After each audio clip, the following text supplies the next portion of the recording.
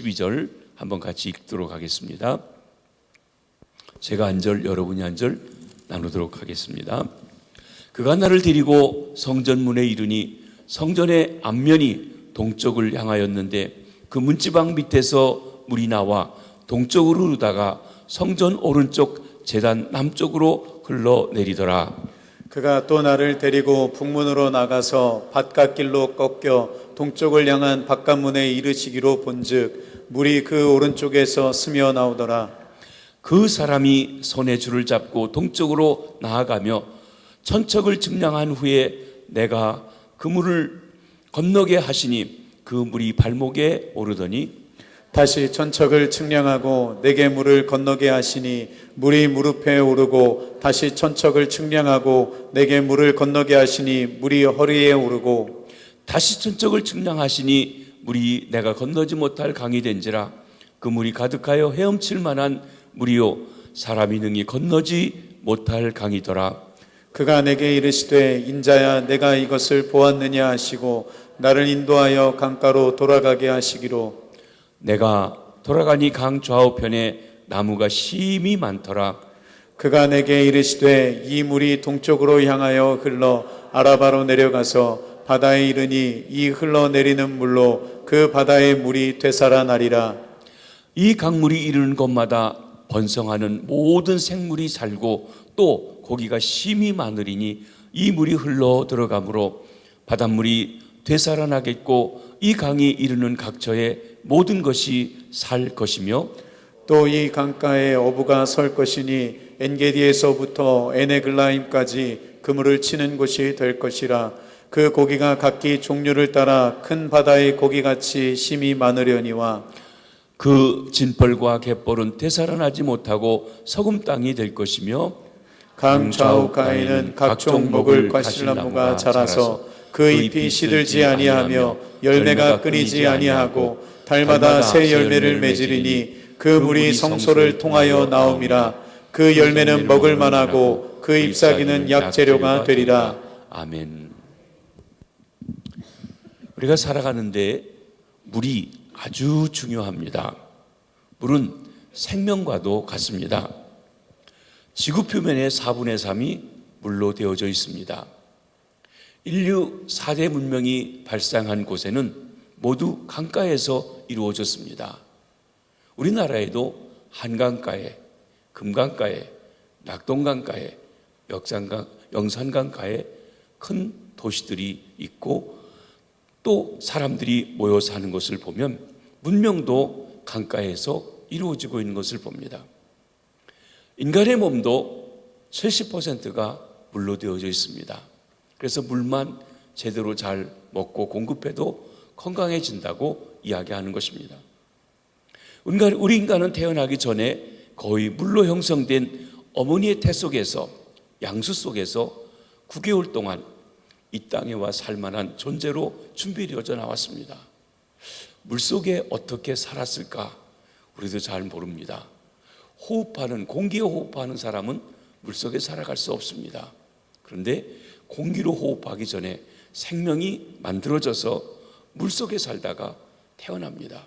그래서 우리는 사람들은 물을 두려워하지만 사실은 어린아이들에게 물속에 넣으면 아주 편안해하고 그리고 만족해하고 행복해한다는 것입니다. 여기 젊은 엄마들 계시면 아이들에게 수영을 가르치고 할 때 어렸을 적에 가르치는 것이 훨씬 잘한다는 것이에요. 왜냐하면 물에 익숙하고 물에 살아왔던 그런 습성이 있어서 그렇다고 합니다. 물은 생명과 같습니다. 오늘 본문에서 말하는 물은 H2O라고 하는 화학적인 물이 아니라 생명의 물, 은혜의 물, 성령의 물 가리켜 말씀합니다. 영적인 물에 대해서 말씀드리려고 하는 것입니다. 먼저 에스겔이 본 환상을 살펴봅니다. 우리 3주 동안 에스겔이 본 3가지 환상에 대해서 보고 있습니다. 지난주일 날은 그 골짜기 해골이 가득한 곳에 생기가 불어서 회복되어지는 환상을 보았습니다. 그 전에는 메마른 곳이 그리고 딱딱한 마음들이 회복되어지는 환상들을 보았습니다. 오늘 보는 환상은 어떤 것인지 보려고 하는 것입니다. 오늘 본문에 보면 에스겔 선지자가 환상 가운데 물을 보게 됩니다. 에스겔이 이 물의 환상을 보았을 때는 에스겔이 마른 뼈의 환상을 보았던 때와 같은 때입니다. 바벨론의 침략을 받은 유대 왕국은 결정적인 패배를 당했습니다. 성전의 기물들이 약탈되었습니다. 하나님의 백성들이 붙잡혀갔습니다. 젊은이들이 노역에 끌려가고 여인들은 강간을 당하고 어린이들은 미쳐다 죽임을 당하고 했습니다. 끌려갔던 젊은이들 중에 포로 중에 다니엘이 있었습니다. 에스겔이 있었습니다. 모든 것이 절망입니다. 백성들의 마음이 황폐되어 갔습니다. 그때 민족적으로나 개인적으로나 아주 어려운 그때 하나님께서 에스겔을 통해서 회복되어질 환상을 보여주셨고 물의 환상을 보여주셨습니다. 우리가 지난 3주 동안 본 것처럼 여기 회복되어지는 주체가 생명의 역사가 있는데 이 성령님께서 첫 번째 말씀드린 것처럼 새로운 영이라고 했습니다. 우리의 마음이 굳어져서 잘 하나님 말씀을 듣지도 않고 지켜 행할 수 있는 힘이 없는데 굳은 마음을 제해 주시고 부드러운 마음을 주시고 하나님의 법을 사랑할 수 있는 마음을 주시고 그 법을 지켜 행할 수 있는 그 마음을 우리에게 주신다. 하나님 사랑하는 마음이에요. 여러분, 내 마음이 어느 순간 세상을 더 사랑하고 하나님에게서 멀어져 있다면 이 새 영, 하나님께서 성령으로 우리 마음을 부드럽게 해주시고 하나님을 기뻐하며 즐거워할 수 있는 마음을 얻게 되시길 바랍니다. 지난주에 본 말씀은 하나님께서 에스겔을 골짜기에 데려갔는데 골짜기에 마른 뼈가 가득했다고 그랬어요. 오래 메마른 뼈입니다. 죽어서 오래된 뼈들, 절망과 낭망, 살 소망이 없는 그들에게 하나님께서 이들이 살겠느냐 물어보시고 하나님 말씀을 대언하라고 합니다. 뼈들에게 복음을 전하라고 하십니다. 뼈들에게 하나님 말씀을 전하라고 하십니다. 에스겔이 순종하며 전했더니 생기가 불어와서 뼈끼리 맞고 심줄이 붙고 살이 붙고 더 나아가서는 성령의 역사하심 속에 생명이 들어와서 하나님의 큰 군대가 되었다고 하는 나라의 회복을 보여주었던 것입니다. 오늘은 물의 환상을 보여주시고 계십니다. 같은 성령의 역사라도 다른 각도에서 역할을 하시는 모습을 보는데 물로서의 성령님의 역사가 무엇인지 오늘 본문에 말씀해 주시고 어떻게 그들을 회복하실지 보여주고 계십니다. 그러면 에스겔이 본 환상의 내용은 무엇입니까? 에스겔이 보니까 성전 문지방에서부터 물이 흘러나오고 있었습니다. 조금씩 스며 나오는 것입니다. 근데 그 물이 점점 많아져서 어느 시점에 가니까 강물을 이루었다고 했습니다. 처음에는 물이 발목에 이르렀습니다. 조금 더 재보니까 무릎에 이릅니다. 조금 더 이르니까 허리에 이릅니다. 조금 더 이르게 보니까 큰 물줄기를 이루어서 사람이 걸어서는 갈 수 없는 헤엄칠 수밖에 없는 그렇게 깊은 물이 되었다 말씀하셨습니다. 근데 중요한 것은 이 물이 흘러가는 곳마다 죽은 땅이 살아나고 메마른 땅이 생기를 얻고 그리고 거기에 생명의 풍성함을 얻게 되고 그리고 물고기들이 모여들고 많은 생명의 역사가 일어나고 있다고 하는 것입니다. 그러면 에스겔이 환상 중에 본 이 물은 무엇을 말하는 것입니까? 방금 전에 언급해 드렸지만 이 물은 곧 생명의 물이라고 했습니다. 그리고 이 생명의 물은 바로 영적으로 말하면 성령의 은혜, 성령의 역사하심, 성령님 자신이 곧 생명의 물입니다. 요한복음 4장에 보면 예수님께서 사마리아 스가성 우물가에서 물길러 나온 한 여인을 만나 대화를 나누는 장면이 있습니다. 이 여인이 우물가에 물을 기르러 온 시간은 정오입니다. 낮 시간입니다. 해가 쨍쨍 내려쬐는 때입니다. 사막 지역에서 도저히 사람들이 물길러 오지 않는 그 시간에 왔습니다. 우리가 아는 것처럼 그 사람이 그 시간에 나온 것은 사람을 피해 나왔습니다. 다른 사람들은 이른 아침이든지 늦은 저녁에 나오는데 낮에는 사람이 오지 않게 나왔어요. 왜냐하면 사람들이 자기를 보고 쓰근대는 것이 싫어서, 손가락질하는 것이 싫어서, 사람을 만나기 싫어서, 그런데 물은 먹지 않을 수가 없기 때문에 사람이 나오지 않는 그 시간에 나왔던 것입니다. 이 여인은 남편이 5 있었어요. 5번 이혼했습니다. 그리고 6번째 남자와 살고 있어요. 여러분, 이런 여인이 만약에 우리 교회에 나온다면 사람들이 받아줄까요? 절대 안 받아줍니다. 제가 미국에 있을 때 이 LA에서 좀 사실인지 아닌지 모르지만 모 교회에서 어떤 스캔들이 있던 여자 집사님이 왔어요. 이분이 얼마나 재능이 많은지 몰라요. 피아노도 잘 치지요, 그림도 잘 그리지요, 아주 예술성도 있죠, 노래도 잘하지요, 합창주의도 잘하죠. 대단한 사람입니다. 그런데 그분이 우리 교회를 와서 다니는데요. 제가 아주 귀가 따가워 못 견디겠어요. 왜냐하면 목사님, 저 여자 조심하세요. 저 사람하고 엘리베이터 단둘이 타지 마세요. 무슨 봉변 당할지 모릅니다. 별소리를 다 하는 거예요. 그런데 만약에 남편 5이 있다가 이혼하고 6번째 남자랑 사는 여인이 왔다면 어떨까요? 아마 여러분의 눈총이 뜨거워서 귀가 아파가지고 교회 못 다닐 것 같아요. 교회도 그런데 사마리아에서 별일이 있을 수 있겠습니까? 편히 지낼 수 있겠습니까? 그래서 그 여자가 사람들의 눈총이 싫어서, 그리고 뒷담화가 싫어서 아무도 안 나오는 대낮에 왔는데, 그때 그 여인을 찾아 만나 주신 분이 예수님이십니다. 그 여인의 마음의 목마름을 아시고 영혼의 목마름을 아시고, 생수의 물의 문제가 아니라, 육신의 목마름의 물이 문제가 아니라 영혼의 목마름을 채워주시기 위해서 찾아 만나 주셨습니다. 그리고 그 여인에게 말씀하십니다. 요한복음 4장 13절로 14절 한번 읽어보십니다. 시작. 이 물을 마시는 자마다 다시 목마르려니와 내가 주는 물을 마시는 자는 영원히 목마르지 아니하리니 내가 주는 물은 그 속에서 영생하도록 솟아나는 샘물이 되리라. 야곱의 우물에서 깃는 물은 육신적으로 목마른 것을 해결합니다. 근데 그 물은 아침에 먹어서 하루 종일 가지 않아요. 하루에도 몇 번 먹어야 돼요. 아니, 하루에 한 번 먹는다더라도 매일 물을 필요했을 것입니다. 그런데 예수님의 주는 물은 인생에 참 만족을 주는 진정한 물이라고 했습니다. 그러면서 예수님 자신이 영원히 목마르지 않는 생수라고, 예수님 자신이 자신을 생수라고 말씀하셨습니다.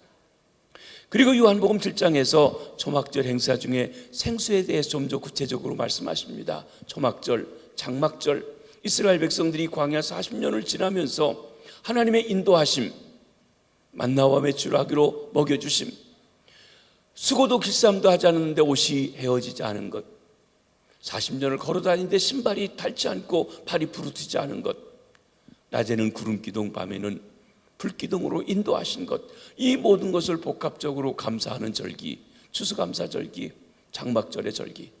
그들은 광야에 나가서 초막을 지어놓고 일주일 동안 살면서 인생은 이 초막과 같다 하는 것을 돌아보기도 하고, 나아가서는 하나님께서 광야에서 인도하셨던 일을 하는데 그 중에 한 행사 중에 하나가 실로암에서 물을 기르다가 제단에 붓는 일을 하는데, 바로 그 물을 기르다 불 때 예수님께서 그 물이, 광야에서 샘물이 부어줬던 그 물이 무엇을 주시는지 이렇게 말씀하셨습니다.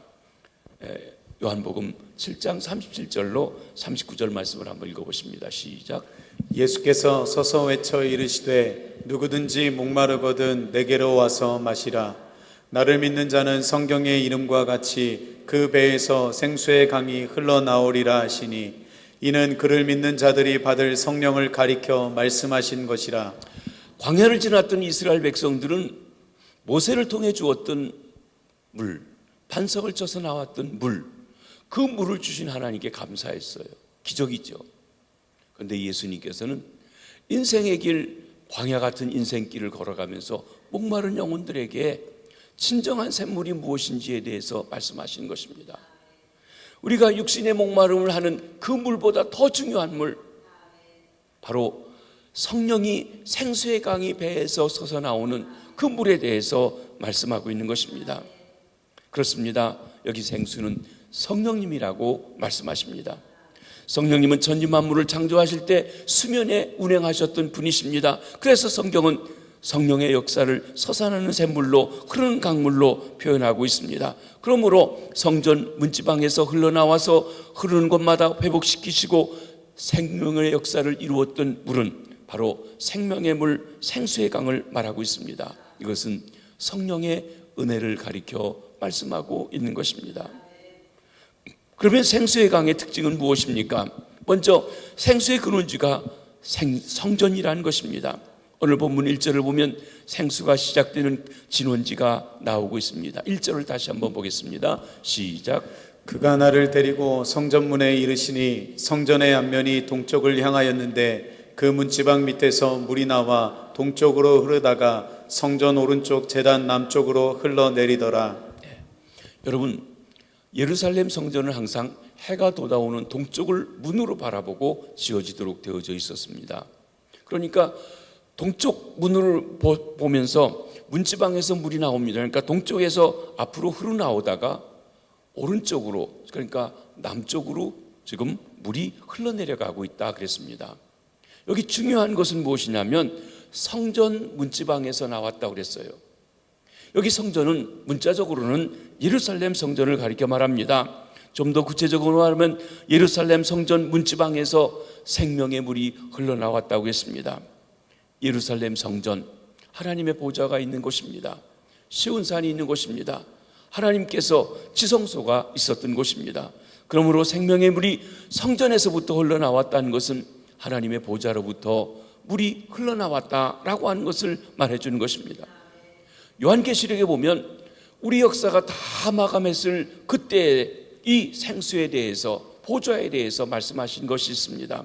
계시록 22장 1절과 2절 한번 보시겠습니다. 시작. 또 그가 수정같이 맑은 생명수의 강을 내게 보이니 하나님과 및 어린 양의 보좌로부터 나와서 길 가운데로 흐르더라. 계시록에 나오는 생수의 강도 어디서부터 흘러나온다고 그랬어요? 보좌에서부터 흘러나온다고 그랬습니다. 수정같이 맑은 생명수의 강이 하나님과 어린 양의 보좌로부터 흘러나오고 있습니다. 이것이 무엇을 얘기하는 것입니까? 바로 하나님만이 생수의 근원이라고 하는 것입니다. 다시 말씀드립니다. 하나님이 생명의 근원이십니다. 돈이 생명의 근원이 아닙니다. 권세가 생명의 근원이 아닙니다. 하나님이 생명의 근원이신 줄 믿으시기 바랍니다. 예레미야서에 보면 하나님의 백성 이스라엘이 바로 이 생명의 근원 대신 생수의 근원을 잃어버렸다고 안타까워서 이렇게 말씀하십니다. 한번 보시겠습니다. 시작. 내 백성이 두 가지 양을 행하였나니 곧 그들이 생수의 근원되는 나를 버린 것과 스스로 웅덩이를 판 것인데 그것은 물을 가두지 못할 터진 웅덩이들이니라. 하나님의 백성이라고 불리워지는 이스라엘, 대대로 예수 믿는 사람이라고 불리워지는 그리스도인, 나는 예수 믿는 사람이라고 말하는 그리스도인들이, 하나님의 백성이, 소위 하나님의 백성이 하나님 앞에 두 가지 악을 행했다고 그랬어요. 가장 중요한 악이 뭐냐면 생수의 근원이 되신 하나님을 잃어버렸다는 것입니다. 여러분이 정말 하나님을 믿으십니까? 생수의 근원 되신 하나님이 여러분의 삶에 계십니까? 혹시 생수의 근원 되신 주님은 잃어버리고 버려놓고 내가 생수의 근원을 담을 웅덩이를 파놨는데 마치 터진 웅덩이, 물을 가둘 수 없는 웅덩이, 만족할 수 없는 웅덩이를 파놓고 그것 가운데서 외형만 가지고 하나님의 백성이다, 내가 하나님을 잘 믿는다, 나는 이 세상에 부유하다, 그렇게 말하고 있지는 않습니까? 여러분, 이 말을 듣고 있는 이스라엘 백성이 하나님께서도 내 백성이라고 그랬어요. 이름은 하나님의 백성이에요. 아브라함의 후손이에요. 대대로 하나님의 백성이에요. 그런데 그들이 지금 생수의 근원 되신 하나님을 버렸다고 하십니다. 하나님이 생수의 근원이십니다. 다른 말로 말하면 하나님이 생명의 근원이 되신다는 것입니다. 하나님이 우리 인간을 지으실 때 어떻게 지으셨습니까? 다른 피조물들은 말씀을 선포하심으로 지으셨습니다. 그런데 우리 인간은 흙으로 지으시고 코에다가 생기를 후 하고 불어넣었더니 생명이 되었다, living soul이 되었다 그랬습니다. 그래서 우리 몸에서 생기가 빠져나가면 우리 몸이요 도로 흙더기로 돌아가요. 흙 플러스 생기 이퀄 생명, 살아있는 몸이에요. 살아있는 몸에서 거꾸로 생기를 이렇게 돌로 빼면요 흙만 남아요. 흙만 나온 몸은 이제 쓸모가 없기 때문에 땅에다 묻어서 돌려드리는 것이 그 죽음이에요. 살아있는 몸에서 생기가 나아간 것, 죽음이라고 하는 것이에요. 그렇습니다. 생기, 누가 생기를 주셨습니까? 하나님께서 주세요. 생기를 누가 관리합니까? 하나님께서 관리하세요. 이 육신의 생기가 영원한 생명을 얻는데도 하나님이 바로 그 생명의 원천이시라고 말씀하는 것입니다. 그런데 하나님의 생명을 가지고 있던 우리 인간들이 하나님 앞에서 범죄함으로 인간의 영이 죽고 말았습니다. 영이 죽고 말았다는 것은 생명의 근원 되신 하나님과 단절되었어요. 하나님은 그들과 함께 먹고 마시기 원하는데 이 사람들이 하나님이 두려워서 숨어 있어요. 그러니까 자기끼리만 먹고 마셔요. 하나님이 없어요. 하나님의 백성이라고 하면서도. 여러분, 구원하시는 주님의 모습을 말씀하실 때 내가 문 밖에 서서 두드리는데 내가 그에게 들어가 그로 더불어 먹고 그는 나로 더불어 먹는다고 하는 생명의 교제가 있는 것, 바로 그것이 구원받는다는 것 아닙니까? 그렇습니다. 바로 생명의 근원 되신 주님과의 교제의 회복이 구원인 것입니다. 그래서 모든 인간은 영적으로 죽은 존재로, 그리고 육체적으로 머지않아 죽을 존재로 이 땅에 태어나게 되는 것입니다. 이제 더 이상 하나님의 보좌로부터 흘러나오는 생수를 마실 수 없게 되었습니다. 그런 인생들을 불쌍히 여기신 하나님은 당신의 아들 독생자 예수 그리스도를 이 땅에 보내주셨습니다. 그리고 저와 여러분, 우리가 해결할 수 없는 우리 죄를 대신 짊어지시고 죄값을 십자가에서 치러주시고 그리고 못 박혀 죽으셨습니다. 화목제물이 되어 주셨습니다. 예수님은 십자가 위에서 화목제물이 되어 죽으심으로 죄로 말미암아 끊어진 생명의 물이 하나님의 보좌로부터 다시 흘러 들어올 수 있는 길을 예비해 주신 것입니다. 근데 오늘 본문 1절에 보면 성전 문지방에서 시작된 생명의 물이 동쪽으로 흐르다가 남쪽으로, 오른쪽으로 해서 제단 남쪽으로 흘러가기 시작했다고 했어요. 제단을 거쳐갑니다. 제단이 무엇입니까? 제단은 짐승을 잡아들이는 곳입니다. 수많은 양들의 피를 흘리고 각이 떼어진 상태에서 올려져서 불에 태워지는 곳이 바로 제단입니다. 그리고 그 제단이 궁극적으로 완성되어지는 곳이 우리 주님 예수 그리스도의 십자가입니다. 여러분, 주님이 십자가 달리신 곳이 어디입니까? 골고다 언덕이에요. 그렇습니다. 사랑하는 성도 여러분, 이 사실을 우리를 통해서 우리에게 중요한 진리를 배우게 됩니다. 그것은 예수님의 십자가의 구속이 있었기 때문에 오늘 우리가 하나님의 보좌로부터 흘러나오는 생수를 마실 수 있게 되었다는 것입니다. 이 십자가를 통하지 않고는 진정 우리에게 생명을 주는 생수를 얻을 수가 없어요.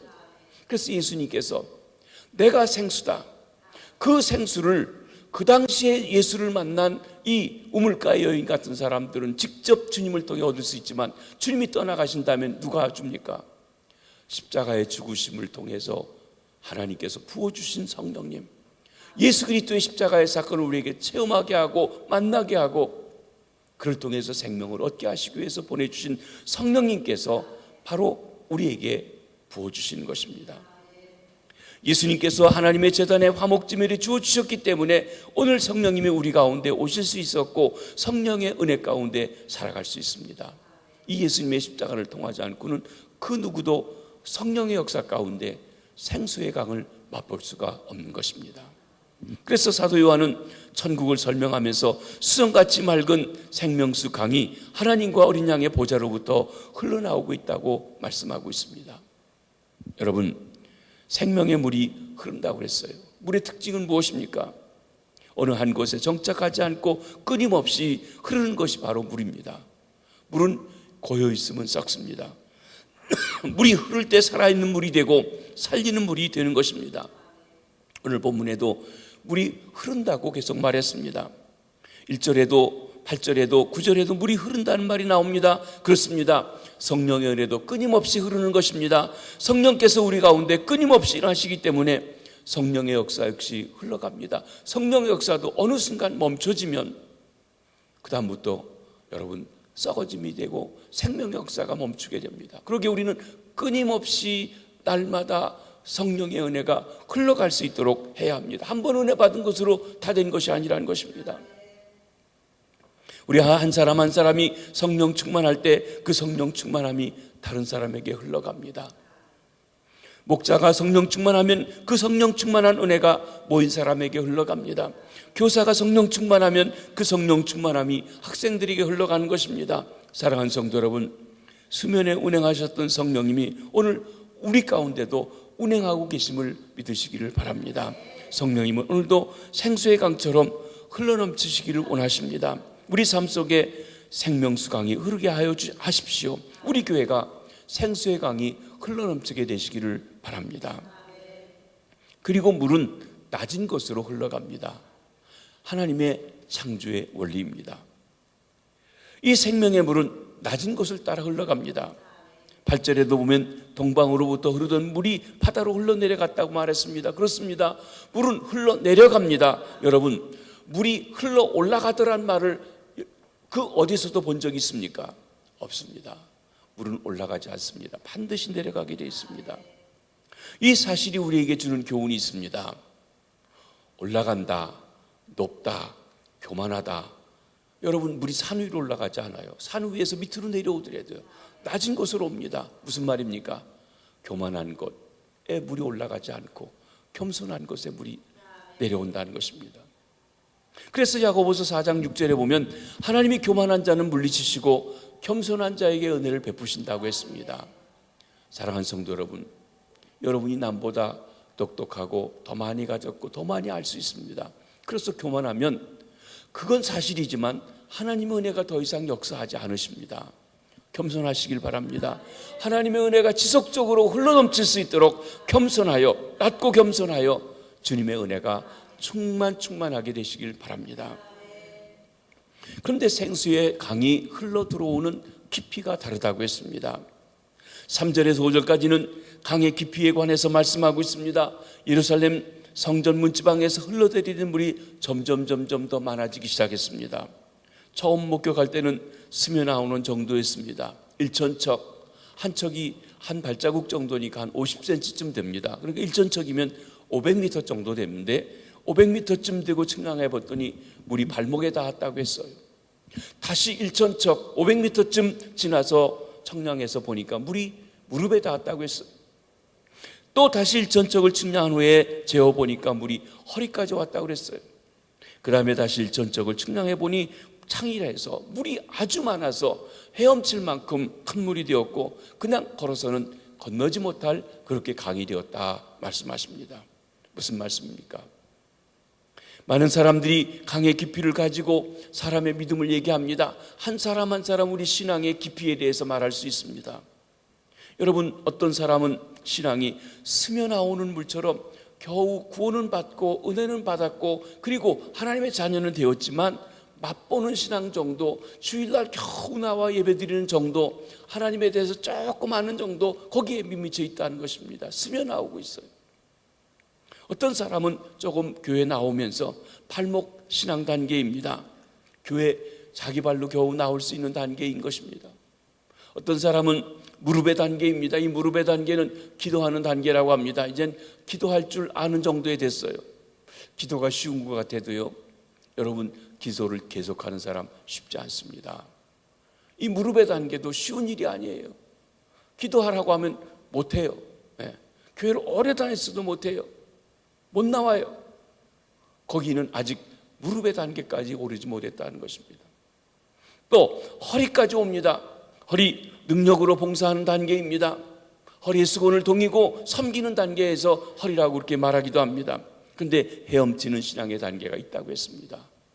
여러분이 지금 어떤 신앙의 단계에 있든지 좀 더 깊어지고 좀 더 큰 은혜의 다리에 들어가시게 되기를 바랍니다. 그러나 저는 이 신앙의 깊이를 또 다른 관점에서 본다고 하면 성령의 은혜를 얼마나 깊이 누리며 살아가느냐는 단계로 볼 수가 있습니다. 처음 성전 문지방에서 흘러나온 물은 스며 나오는 정도에 불과했습니다. 이것은 예수님께서 십자가에 달려 죽으시고 제자들에 의해서 선포된 하나님 나라는 겨자씨 한 알과 같이 작고 보잘것없었습니다. 처음 하나님 나라는 12명에서 시작해서 12명이 500명이 되고 500명이 3000명이 되었습니다. 이렇게 시작한 하나님의 나라는 이제 큰 강물이 되어서 온 세계 5대주 6대주에 흘러넘쳐서 수십억의 사람들로 많아지는 역사가 이루게 되었습니다. 오고 오는 세대에 얼마나 많은 사람이 하나님의 생명을 얻었는지 모릅니다. 수십억의 사람들이 하나님의 생명을 누리고 있습니다. 그 중에 저와 여러분들도 포함되어져 있는 것입니다. 요엘 선지자가 예언한 것처럼 마지막 날에 성령을 물붓듯 부어주신다고 한 그 은혜가 부어진 것입니다. 그렇습니다. 오늘도 하나님은 저와 여러분이 성령의 은혜를 맛보는 정도가 아니라 은혜의 강에서 헤엄치는 정도로 그 은혜를 깊이 누리며 그리고 즐기며 나아갈 수 있기를 원하고 계신 것입니다. 주님은 저와 여러분이 얕은 물가에서 찰싹거리는 신앙생활을 하기 원치 아니하시는 것입니다. 여러분, 이제 여름이 되어서 바닷가에 가서 해수욕을 하고 싶으시죠? 해운대에 가서 합니다. 그런데 가만히 해운대 위에서 이렇게 쭉 보면은요, 우리가 물놀이 한다고 신이 난다고 하는 데서는 한 100m도 안 되는 바닷가에 있는 곳에 겨우 있는 것 뿐입니다. 저 멀리 물이 한없이 깊은 데는 못 들어가요. 잘못하면 죽으니까. 그런데 정말 물의 깊이는 더 들어갈수록 아는데 우리는 얕은 물가에서 찰싹거리며 있어요.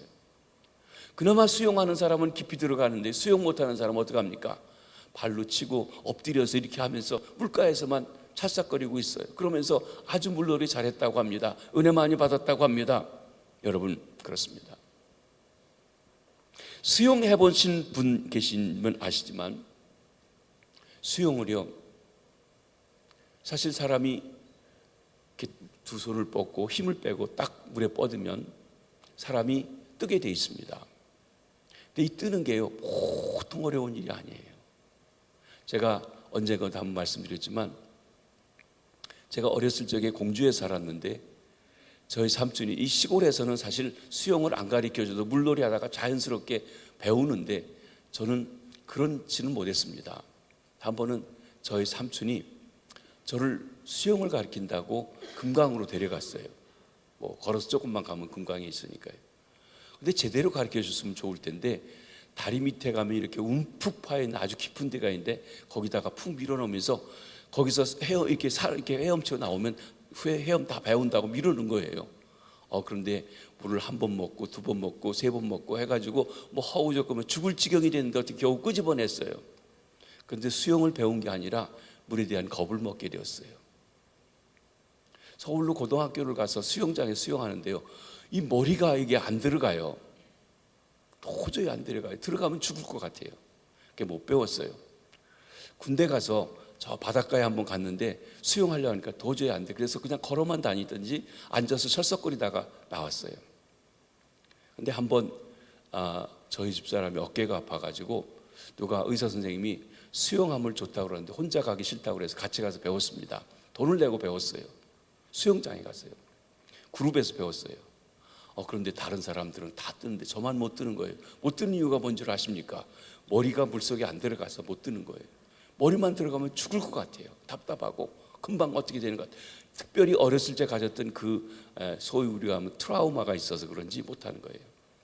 근데 어느 날 되니까요, 너무 창피한 거예요. 다른 사람들은 지금 왔다 갔다 하는데 나만 아직도 뜨지도 못하고 있어서 진도가 안 나가는 거예요. 나 때문에. 어느 날 결심을 했어요. 죽으면 죽으리라. 진짜예요. 죽으면 죽으리라. 가지고 이게 죽기 하겠는가. 그리고 한번 꼭 하고서 했더니요, 뜨더라고요. 깜짝 놀랐어요. 가라앉을 줄 알았더니 가라앉지 않아요. 여러분, 하나님께서 가라앉지 않도록 해주셨습니다. 힘을 빼고 물에다가 몸을 맡기면 뜨게 돼 있습니다. 그런데요, 얕은 물에서는 뜨지가 않아요. 적어도 어느 정도 물이 돼야만 수영을 할 수 있지, 얕으면 발로 밟게 돼 있어요. 근데 발로 밟지 못할 높은 곳이 하면 수영할 수밖에 없어요. 근데 수영을 배우게 되면 걷는 것보다 수영하는 게 훨씬 재밌다는 걸 알게 된다는 것입니다. 신앙생활도 그렇습니다. 여러분, 우리가 교회 와서 팔로 나와서 팔로 철썩거리는 것도 은혜 받으면 재밌어요. 그런데 주님의 은혜에 푹 자신을 맡기고 나와 세상은 간 곳 없고 구속한 즈만 보이도다 하면서 그 물의 자신을 맡기고 성령의 은혜 자신을 맡기고 살아가는 은혜를 가지면 얼마나 기쁘고 즐겁고 좋은지 모른다는 것입니다. 얕은 물가에 있는 사람은 자기 힘으로 세상을 살아가려고 합니다. 그래서 세상의 파도가 밀려오면 넘어가집니다. 조그만 어려운 일을 만나도 쉽게 넘어지고 실망하고 낙심하고 원망합니다. 그러나 깊은 은혜의 강 속에 있는 사람은 요동치 않습니다. 흔들리지 않습니다. 하나님께서 이 일을 통해서 어떻게 하시는지 의지합니다.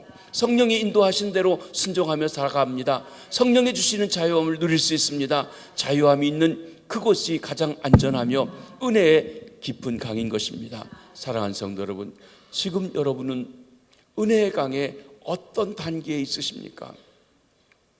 스며 나오는 단계입니까? 발목의 단계입니까? 무릎까지는 와 있습니까? 어깨까지는 와 있습니까? 아니면 진정 그물에서 헤엄쳐 지날 만큼 깊은 은혜의 자리에 나가고 계신지요? 많은 사람들이 성령 충만을 얘기하면 어떤 판타스틱하고 또 신비롭고 한 어떤 것을 느끼는 감정적으로 생각해요. 아닙니다. 그런 인상도 있어요. 그런 경우도 있어요. 그러나 그것이 성령 충만의 전부는 아닙니다. 오히려 성령 충만은 아름답고 좋은 관계 속에서 그렇게 살아갈 수 있도록 역사해 주십니다. 오늘 본문이 말하는 성령 충만은 무엇입니까? 성령 충만은 바로 이 헤엄쳐 갈 만큼 깊은 물가에 들어가는 것을 말했는데, 성령의 능력으로 성령이 인도하시는 대로 살아가는 것에 대해서 말씀해 주고 있습니다. 사람을 의식하지 않고 자유함을 누리며 살아가는 것입니다. 사랑하는 성도 여러분, 여러분은 지금 은혜의 바다에서 헤엄치고 계신지요? 하나님은 우리가 은혜의 바다에서 헤엄치기를 원하십니다. 하나님은 우리가 성령 충만한 은혜 속에서 풍성한 삶을 누리기를 원하십니다. 그리고 그 생명의 물이 우리를 통해서 사람들에게 흘러가기를 원하십니다. 은혜의 강물이 우리를 통해서 우리의 가정, 우리의 직장, 우리의 삶의 현장으로 흘러넘치기를 원하고 계신다는 것입니다. 큰 세 번째로 생명의 강이 흐르는 곳에 어떤 역사가 일어났습니까? 먼저는 생명의 역사가 일어났습니다. 이 생명의 물이 제단을 한 바퀴 돌고 남쪽으로 흐르기 시작했는데, 예루살렘에서 남쪽으로 내려가는 길은 아주 폐허된 사막 지역입니다. 그런데 6절에 보면 사막 가운데 하나의 강줄기를 형성하고 흐르고 있습니다. 그리고 7절에 보면 강 좌우편에 나무가 가득했습니다. 내가 돌아가니 강 좌우편에 나무가 심이 많더라 하고 얘기했어요. 상상해 보십시오. 황폐한 사막에 물이 있으면, 그리고 강이 흐르면 나무가 자랍니다. 제가 30여 년 동안 살았던 이 미국 캘리포니아의 로스앤젤레스라고 하는 도시는 거의 사막 지역에 세워진 곳입니다. 비가요 1월달, 2월달에 조금 오고 3월부터 그 다음 1월달까지 12월달까지는요 거의 비가 없어요. 아주 메마른 것입니다. 그런데 야자수든 어떤 나무든 어떻게 하느냐, 스프링클러가 아주 잘 돼 있어요. 그래서 인공적으로 물을 주어서 키웁니다. 아침에 이렇게 새벽기도 갔다 오고 길가에 보면요 자동적으로 스프링클러가 나와서 물이 뿌려져 가지고 그나마도 푸릇푸릇한 생명들을 자라게 만드는 일을 한다는 것입니다. 물이 없으니까 물을 주는 것이. 사막에 물이 흘러가면 생명이 살아납니다. 사막이 변해서, 메마른 땅이 변해서 생물이 살아가고, 그리고 사람이 사는 곳으로 바뀌어지는 것입니다. 그렇습니다. 그런데 생명의 물은 거기서 끝나지 않고 이 물이 사막을 지나서 바다에 흘러 들어가게 됐어요. 8절을 한번 보시겠습니다. 시작. 일시되 이 물이 동쪽으로 향하여 흘러 아라바로 내려가서 바다에 이르르니 이 흘러내리는 물로 그 바다의 물이 되살아나리라. 여러분, 바다는 바다인데 그 물이 죽은 물처럼 되어 있던 그 바다가, 그 물이 살아난다고 했습니다. 생명의 물이 바다에 흘러 들어가자 그 바닷물이 소성함을 얻었습니다. 여기 말하는 바다는 죽음의 바다로 알려진 사해를 가리켜 말합니다. 죽음의 바다가 살아난 것입니다. 9절에 보면 죽음의 바다가 살아났다는 것을 좀 더 구체적으로 다음과 같이 설명합니다. 9절을 한번 보십니다. 시작. 이 강물이 흐르는 곳마다 번성하는 모든 생물이 살고 또 고기가 심이 많으리니 이 물이 흘러 들어가므로 바닷물이 되살아나겠고 이 강이 이르는 각처에 모든 것이 살 것이며. 여러분, 생명의 강물이 이르는 곳마다 모든 생물이 살아났습니다. 그리고요, 고기가 많아졌다고 했어요. 여러분, 고기가 많아졌다는 게 무엇일까요? 살아있는 존재들이 점점 많이 모인다는 것이에요. 교회가 갈수록 모이는 사람이 적어지고, 그리고 뭔지 삭막해지는데 은혜가 충만하다고 말할 수 있을까요? 아닐 것입니다. 생명의 역사가, 성령의 역사가 충만하면 교회가 모이는 사람이 점점 많아져야 될 것이에요. 그렇지 않습니까? 그러니까 한편에서 보면 이 성령의 은혜가 흘러갈 때마다 믿는 자들이 더해갔다고 그랬어요. 예루살렘에도 120명이 모였었는데 성령이 강력하게 불같이 임하시고 생수의 강물이 사람들이 흘러넘쳤더니 3,000명이나 모였다고 그랬어요. 여기 말대로 하면 물고기가 3,000마리나 몰려들었다는 그런 말이기도 합니다. 어떤 분들은 교회가 커지는 것만이 하나님의 뜻이 아니라는데 성경을 잘못 아시는 거예요. 교회가 살아있다면 커져야 됩니다. 부흥해야 합니다. 많이 모여야 됩니다. 살아있는 역사가 있다면, 생명의 역사가 있다면 커져야 되는 것이 마땅하다는 것이에요. 그렇습니다. 여러분, 생명이 없던 죽음의 바다, 물고기가 없던 그곳에 많은 떼의 물고기들이 살기 시작한 것입니다. 무엇입니까? 성령의 은혜가 임하기 시작하면, 생명의 물이 들어가기만 하면 메마른 사막도 은혜의 생물이 흐르게 되어서 사해바다처럼 죽은 영혼도 살아난다는 것입니다. 아무리 메마른 심령도, 아무리 강팍한 심령도 성령의 은혜가 임하게 되면 다시 살아나고 서성게 된다는 것입니다. 사랑하는 성도 여러분, 우리가 말하지 않아서 그렇지 우리 안에는 아유, 그 사람은 절대 안 돼, 그 사람은 아무리 전도해도 안 돼, 그 사람은 난 포기했어, 그런 사람이 혹 있지는 않으신지요? 그 사람이 여러분 남편 아니십니까? 그 사람이 여러분 자녀 아니십니까? 그 사람이 여러분이 낳아준 부모 아닙니까?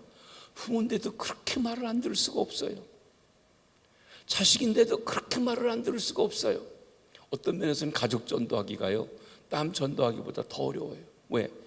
인간적으로 알기 때문에, 인간적으로 나보다 윗사람이면 아랫사람이면 업신여기기 때문에 들으려고 하지 않아요.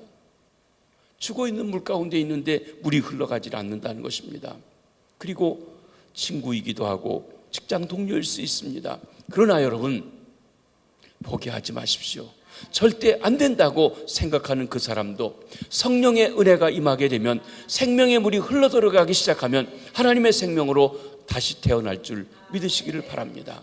지난주에 본 말씀대로 하면, 아니 마른 뼈도 하나님의 말씀을 들으면 붙어서 살아서 생기가 들어가 하나님의 군대가 되는데, 그래도 마른 뼈는 아니지 않습니까? 아직 살아있지 않습니까? 들을 수 있는 귀는 있지 않습니까? 거기에 성령의 생명의 물이 흘러들어가면 살아나게 될 줄 믿습니다. 그러기에 우리는 하나님께서 그에게 어루만져 주시고 생수의 강이 그 심령에 흘러들어가고 역사해서 한다고 하면 사형수도 변하게 될 줄 믿습니다. 사실 우리 자신도 들여다보면 결코 예수 믿을 사람이 아니었습니다. 고집도 셉니다. 성깔도 있습니다. 자존심도 있습니다. 배울 만큼 배운 사람들입니다. 인간적인 성품과 기질적으로 본다면 우리가 예수 믿을 사람 아무도 없을지 모릅니다. 그런데 오늘 우리가 예수 믿고 있지 않습니까? 우리가 오늘 하나님의 생명 안에서 자유함을 누리고 살고 있지 않습니까? 이 생명의 물이 저와 여러분에게 흘러들어왔기 때문에 그런 것입니다. 그 은혜가 우리의 죽은 영혼을 살렸습니다. 사랑하는 성도 여러분, 천지 만물을 창조하신 성령께서 역사하시는데 어찌 죽은 영혼이 살아나지 않겠습니까? 그러므로 포기하지 마시기 바랍니다. 여러분의 포기는 하나님의 성령을 근심하게 해드리는 것입니다. 포기하기보다는 더욱 간절한 마음으로 성령의 생명의 물이 바로 그 심령에 흘러들어가기를 기도하시기 바랍니다. 그러면 메마른 땅이 나무가 살아나고 죽은 물도 회복되어지는 역사가 일어나게 될 줄로 믿습니다. 두 번째로 유익이 일어났습니다. 생명의 물이 흐르면 또 어떤 역사가 일어났습니다. 10절을 한번 보시겠습니다. 시작. 또 이 강가에 어부가 설 것이니 엔게디에서부터 에네글라임까지 그물 치는 곳이 될 것이라. 그 고기가 각기 종류를 따라 큰 바다의 고기같이 심이 많으려니와 생명의 물이 흘러 들어오므로 죽은 바다가 살아났습니다. 고깃떼들이 살게 된 것입니다. 고기들이 살게 될 자 당연히 고기 잡이하는 어부들이 고기 잡기 위해서 그곳에 그물을 치게 된다고 했습니다. 엔게디에서부터 네글라임까지 사해바다 전체가 다시 살아나 황금어장이 된다고 얘기하신 것입니다. 어떻게 이렇게 생명의 물은 흘러가는 곳마다 유익하게 하는 역사를 주시고 계신 것을 보는 것입니다. 성령에는 우리 영혼을 유익하게 합니다. 우리 가정을 유익하게 합니다. 교회를 유익하게 합니다. 이 사회를 유익하게 하는 것입니다. 결코 손해되지 아니합니다. 어떤 때는 잠깐 손해된 것 같이 보여도 시간이 지나면 반드시 합력하여 선을 이루게 되는 것입니다. 그 은혜가 저와 여러분 우리에게도 있는 줄 믿습니다. 셋째로는 열매를 맺습니다. 12절을 보시겠습니다. 시작. 강 좌우가에는 각종 먹을 과실나무가 자라서 그 잎이 시들지 아니하며 열매가 끊이지 아니하고 달마다 새 열매를 맺으리니 그 물이 성소를 통하여 나옴이라. 이 강 좌우에 열매 맺는 실과를 맺는 나무가 쫙 있다고 그랬습니다. 그런데 생명수 강가에 있는 나무들의 몇 가지 특징이 있는데 첫 번째 특징은 잎이 시들지 않는다는 것이에요. 왜 잎이 시들지 않을까요? 왜 상록수가 될까요? 물가에 있으니까 그렇습니다. 생명수 강에서 물을 늘 빨아들이기 때문에 그렇습니다. 사랑하는 성도 여러분, 우리 심령이 메마른 것은 우리가 생명수 강가로부터 멀리 떨어져 있기 때문이 아닌가요? 걸걸하고 답답한 이유, 주님에게서 멀어져서 그래요. 늘 주 앞에 오는 것 같아도 마음속에는 딴 게 있어서 그렇다는 것입니다. 생수의 근원 되신 하나님을 멀리 떠나 있으면 아무리 세상의 쾌락, 정욕 가운데 있을지라도 재미있는지 모를지라도 목마름이 그치지 않아요. 남편이 5씩 있어서 쾌락을 다 맛보았어도 만족하지 못하는 그 목마름이 그에게 있다고 하는 것입니다. 두 번째로 실과가 끊이지 않았습니다. 시냇가에 심은 나무가 시절을 쫓아 과실을 맺듯이 달마다 새 실과를 맞았다고 했어요. 달마다 맺는다. 여러분 1년에 두 모작 2번 심는 것도 한데 한 번 따고 나면 또 다음 달에 또 나고 다음 달에 또 나고 아주 특별한 나무죠. 이렇듯 주님은 우리의 삶에 끊임없이 열매를 맺히게 합니다. 주님이 우리에게 원하는 것은 열매입니다. 우리에게 은사가 필요하고 능력이 필요한 것은 열매 맺기 위해서입니다. 우리는 은사를 좋아합니다. 방언을 좋아합니다. 그러나 방언보다 은사보다 더 중요한 일이 있다면 열매 맺는 일이에요. 성품이 변하는 것이에요. 그러므로 우리 삶에 주님이 원하는 성령의 열매, 전도의 열매, 찬양의 열매, 삶에 주님을 닮은 성령의 열매로 충만해야 하는 것입니다. 주님의 관심은 내 직분이 무엇이냐에 있지 않아요. 내가 목사냐, 장로냐, 권사냐, 안수집사냐 이게 중요하지 않아요. 열매가 얼마나 있느냐 그것에 관입니다. 주님의 관심은 우리가 몇 대째 믿는지 또 내가 몇 년째 믿고 있는지 연수가 중요하지 않아요. 사실 신앙생활은요, 믿은 지 얼마 안 돼도 아주 성숙한 신앙생활을 하는 사람도 있고 믿은 지 오래되었어도 아기 같은 신앙을 못 번하는 사람이 있어요. 육신의 나이는 1살 지나면 1년이 지나면 자동적으로 나이가 먹어요. 안 먹고 싶어도 먹어요. 근데 신앙의 나이는 그렇지 않아요. 주님과의 인격적인 교제에서 어느 단계를 넘어가지 않으면 그 자리에 그대로 있어요. 그러니까 어떤 사람은 1-40일 수도 있어요. 40년 동안 1살짜리를 계속할 수도 있다는 것이에요. 구원을 받았는데 아기 같은 신앙을 40년, 50년 할 수도 있다는 것이에요.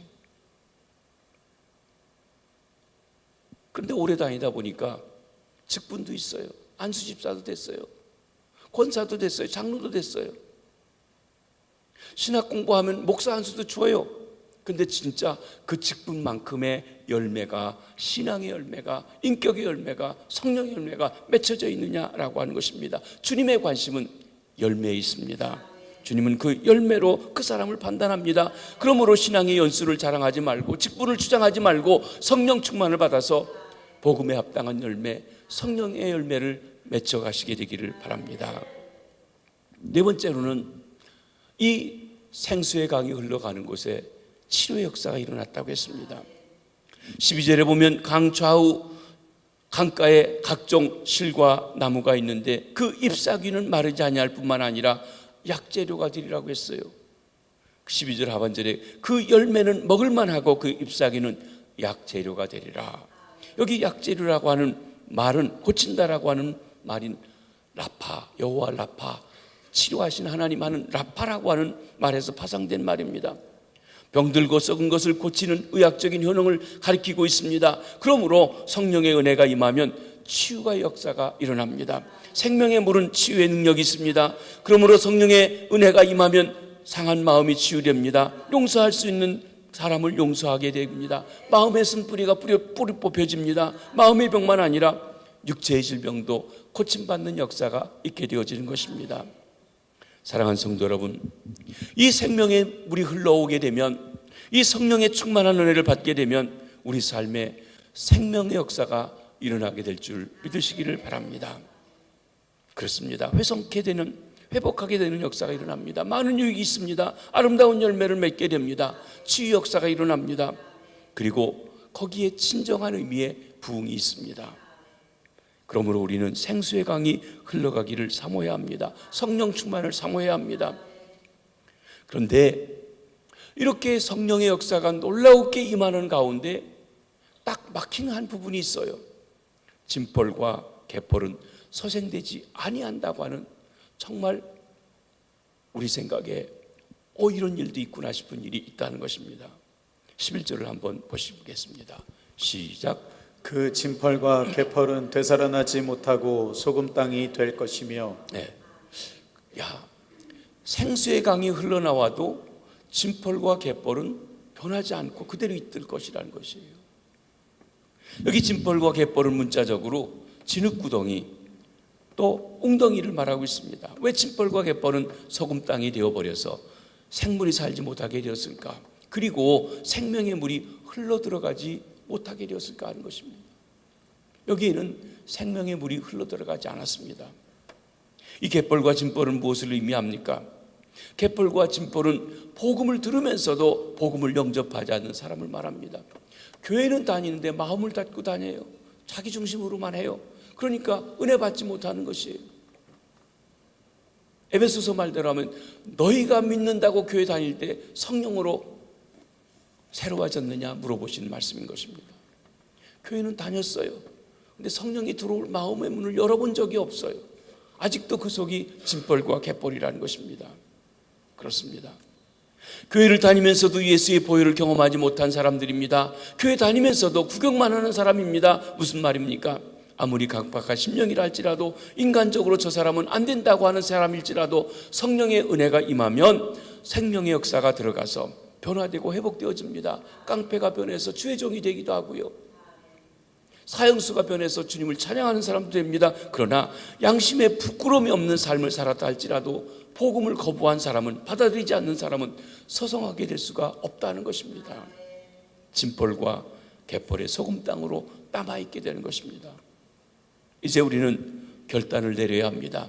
내 심령을 개펄과 진펄로 남겨둘 것인지, 아니면 생수의 강이 흘러들어와서 내게 회복이 있고 열매가 있고 많은 것이 맺혀지는 역사가 있게 될 것인지 하는 것입니다. 성령의 은혜만이 사람을 살립니다. 도덕과 종교는 죽은 자를 살리지 못합니다. 권면이나 충고도 사람을 변화시키지 못합니다. 성령의 은혜가 사람을 변화시키고 열매 맺게 합니다. 이 열매 맺는 것을 돈으로 사지 못해요. 공부로 해결하지 못해요. 권세가 있다고 되지 못한다는 것입니다. 오직 성령의 역사만 이 일을 가능하게 합니다. 사랑하는 성도 여러분, 하나님의 달력에는 오늘이란 말만 적혀 있고 마귀의 달력에는 내일이란 말이 있다고 합니다. 마귀는 자꾸 그래 맞아, 목사님 얘기 다 맞아, 그런데 야 다음에 해, 다음에 결단해, 내일 은혜 받아 하고 내일이라는 거예요. 기도도 내일 해라, 봉사도 내일 해라, 성령 충만도 내일 해라. 내일이 언제 옵니까? 내일은 안 와요. 항상 오늘밖에 없어요. 그러니까 성령님은 말씀하십니다. 오늘 성령 충만 받아라. 지금 기도해라. 지금 봉사해라. 지금 열심을 내라. 지금 네 마음에 생명의 물이 흐르게 하라. 지금 이 시간 성령의 충만을 사모해라. 그렇습니다. 오늘 지금 이 시간 성령의 충만을 받으시게 되기를 바랍니다. 예수님의 이름으로 무엇을 하든지 기적과 부흥의 역사가 일어나게 될 줄로 믿습니다. 말씀을 마치면서 에스겔이 보았던 이 놀라운 꿈과 환상을 우리 모두가 함께 볼 수 있게 되기를 바랍니다. 그리고 이 환상의 축복을 함께 누리는 저와 여러분, 우리 김해제일 교회 되기를 원합니다. 새 성전에 들어가기에 앞서 우리에게 생수의 강이 흘러나와서 우리 한 사람 한 사람들이 생명의 역사가 일어나고 우리를 통해서 그 물이 흘러가는 것보다 주변이 살아 움직이고 열매가 맺히고 많은 물고기가 몰려드는 귀한 일들이 있게 되길 바랍니다.